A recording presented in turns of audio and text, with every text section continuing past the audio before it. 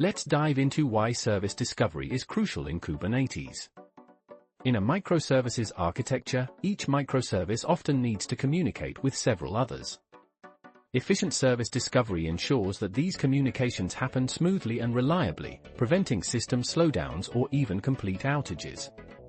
Imagine having a critical service silently fail because it couldn't reach its dependencies. This can lead to a cascade of problems and downtime. By setting up a robust service discovery mechanism, Kubernetes helps keep your applications running smoothly. Now that we understand the importance of service discovery, let's explore what commonly goes wrong. First, DNS resolution errors can disrupt communication, making services unreachable. Then, there's the risk of service downtime, which can occur if endpoints aren't properly managed or updated. Misconfigurations, such as incorrect service definitions, can also lead to communication failures. Understanding these pitfalls is essential to maintaining a robust Kubernetes environment. Now that we've identified common issues in service discovery, let's delve into the core components that make it all work.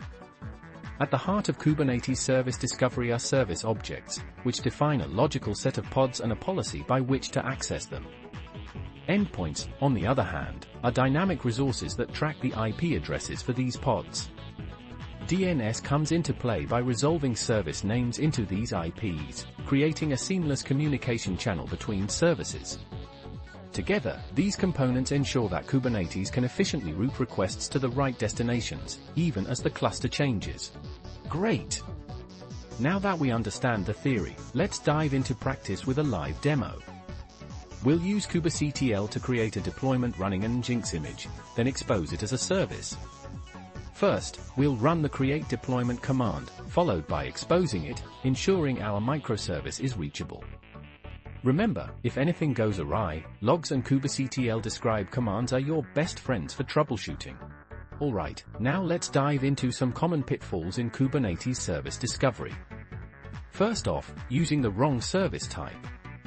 It's crucial to select the appropriate service type, be it cluster IP, node port, or load balancer, based on your needs. Next, watch out for namespace conflicts, particularly when services are expected to communicate across namespaces. Lastly, don't underestimate the importance of resource allocation. Ensure your resources are correctly set to prevent unexpected downtime. Remember, consistent monitoring and proper configuration are your keys to success. And there you have it. To recap, we tackled the essentials of service discovery in Kubernetes, from understanding the core components to avoiding common pitfalls. Remember, efficient service discovery is key to maintaining smooth microservices communication. So, take these strategies and put them to work in your own Kubernetes environments. If you found this helpful, please like the video. We'd love to hear your experiences or any questions in the comments below.